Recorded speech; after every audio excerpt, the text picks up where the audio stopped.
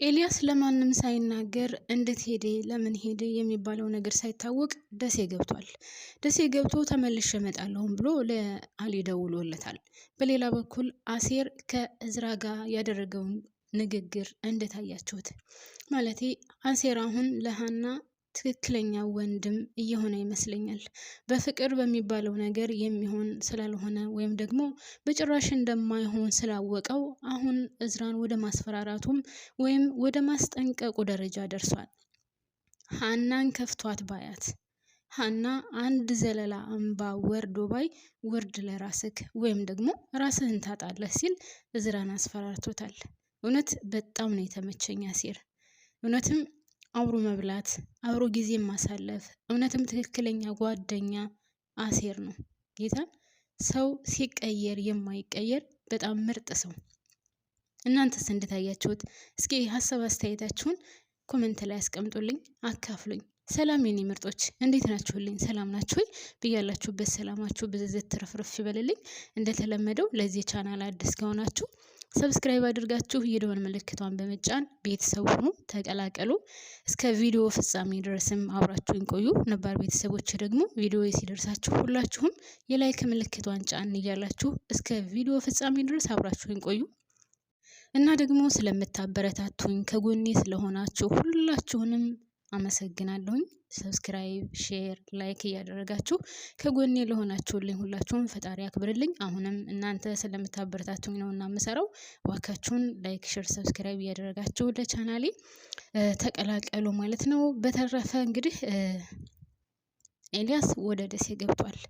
ኤልያስ ደሴ እንዴት ሄደ ለምን ሳይናገርስ በድብቅ ሄደ የሚለው ያው እንግዲህ ከዚህ በፊት ካስታወሳችሁ ሃና ለራሷ መወሰን አቅቷታል፣ በአንተ ዙሪያ በጣም እየተጨነቀች ነው ብሎ አሴር ነግሮት ነበር። ከዛ በኋላ ነው እንግዲህ ለሃና ስል እኔ ራሴ በራሴ ወስናለሁ ብሎ ወደ ደሴ ሄደው። ነገር ግን በጣም የሚያሳዝነው አሊ ከደሴ ድረስ የመጣው እሱም ብሎ ነበር።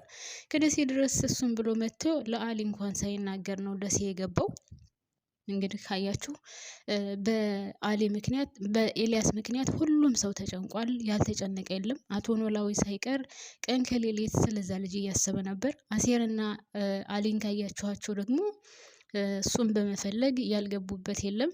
ሆስፒታል እስከሚቀራቸው ድረስ እየፈለጉት ነበር ማለት ነው። እንግዲህ ይሄ ሁሉ መከራ ሲቃይ ሃና እንደዚህ ተረብሻ ተጨንቃ እንቅልፋታ እንደውም ወይዘሮ ሜላት ምን ሆነሽ ነው ከዝራ ጋር ተጣላሽ እንደ እያለች እየጠየቀቻት ነበር እንግዲህ ካያችሁ ማለት ነው። እና ኤልያስ ለምንድን ነው እንደዚህ ያደረገው? ለምን አልተናገረም ወደ ደሴ መሄዱን? ደሴ ከሄደ በኋላስ ለምን ተመልሶ ይመጣል? የሚመጣበትስ ምክንያት ምንድን ነው? ለምን ሄደ? ለምን ይመጣል? እኔ ግራ ገብቶኛል በነገራችን ላይ ኤልያስ።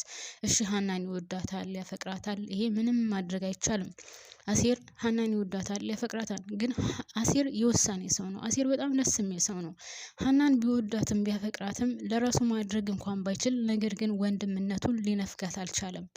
እሷን አይረቃትም። የእሷን መጥፎ ማየት በጭራሽ አይወድም። የእሱ ባትሆን እንኳን የእሱ እንደማትሆን እያወቀ እንኳን ካያችሁት ለሃና ያለው ክብር፣ ለሃና ያለው ፍቅር፣ ለሃና ያለው ስሜት የተለየ ነው። ከዛች ማነው ስሟ ከመክሊት ጋር እንኳን በጣም ብዙ ጊዜ ነው የተጣለው። መክሊት ለሱ ብላ ነው ያንን ነገር ያደረገችው። ነገር ግን ቢሆንም መክሊት ጋር ተምቹ ጋር ብቻ ለሃና ሲል ያልተጣለው ሰው የለም። እና እኔ አሴር በጣም ነው የሚመቸኝ ሆነ ለመናገር። አሁንም መጨረሻ ላይ ያደረገው ነገር በጣም ደስ የሚልና በጣም የሚመች ነገር ነው። ሌላ ውድ ቤተሰቦቼ እንግዲህ ማነው ስሙ ይሄ አሊ ተብየውም ሃናን ይቅርታ ጠይቋታል። ያው በተናግሯት ስለነበረ ማነው ስሙ ኤልያስ የሆነ ነገር ከሆነ አንቺ ነሽ ያንቺ እጅ አለበት፣ ባንቺ ስህተት ነው እንደዚህ የሆነው ብሏት ነበር። ያው እንግዲህ ጠርቶ ይቅርታ አድርጎላታል ማለት ነው። ሌላው ሰላምዬ ናት። ሰላምዬ እንግዲህ ውድ ቤተሰቦቼ እንዳያችሁት ከቅዱስ ጋር ፍቅር ጀምራለች። እናም ከቅዱስ ጋር የተጀመረው ፍቅር ደግሞ እየተወላወለ ነው ያለው። ቅዱስም ቢሆን ወዷታል፣ አፍቅሯታል። እናም ከአጎቷ ጋር ከቤተ ክርስቲያን ደርሳ ስትመለስ መንገድ ላይ አግኝታው ነበር።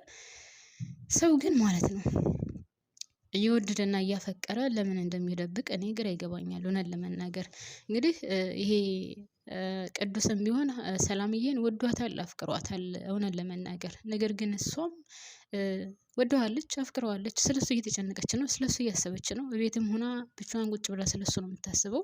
ሀና እንኳን ስትጠይቃት የወደድኩት ይመስለኛል ግን ዋሽቼ ስለቀረብኩት በጣም ጨንቆኛል እያለች ስትላት ነበር። እና ያው አንቺ መጀመሪያ ነግረሽኝ ነበር ይሄ ልጅ በጣም ምስኪን ልጅ ነው እንዳትቀርቢው እንዳትጎጁ ብለሽኝ ነበር።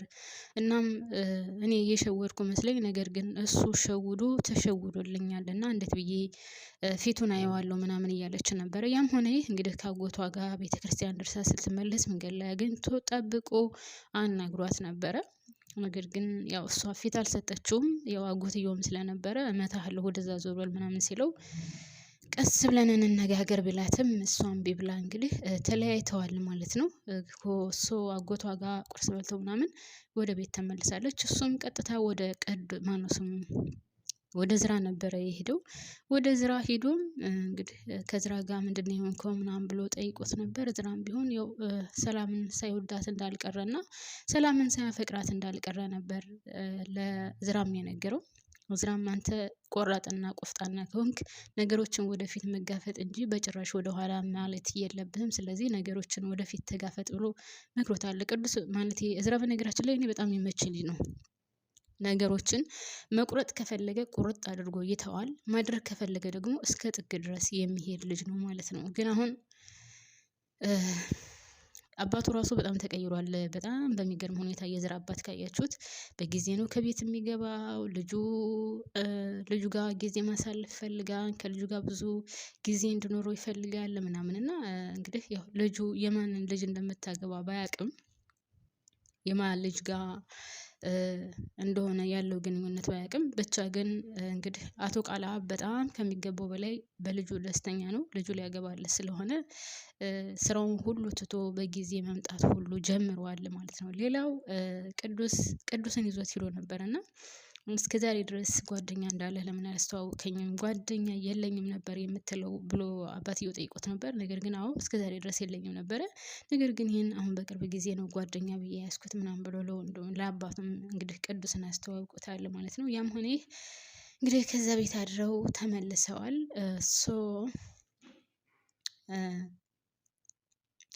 አሁን የሀናና የቅዱስ ጋብቻ ግን ግራ የተጋባ ነው። እኔ አሁንም ያልገባኝ ነገር ውድ ቤተሰቦቼ ማለት ነው በየትኛው ባህል ነው ሴት ልጅ ካገባች በኋላ ባሏን የምታስተዋውቀው? በየትኛው ባህል ነው እስኪ ንገሩኝ። በየት በኩል በየትኛው አካባቢ ያለ ባህል ነው? እንግዲህ ወደ ገጠራማው አካባቢም ካላችሁኝ ወደ ገጠራማው አካባቢ እንደውም ልጆች ሳይሆኑ ቤተሰብ ለቤተሰብ ተጠያይቀው ቤተሰብ ለቤተሰብ ተዋውቆ ልጅን ለልጅህ ወይም ልጅን ለልጃችሁ ተብሎ ምናምን ነው የሚጋቡት። እና በየትኛው እንግዲህ በከተማው ባህልም ከሆነ ልጆችና ልጆች ይተዋወቃሉ፣ ከዛ ይግባባሉ።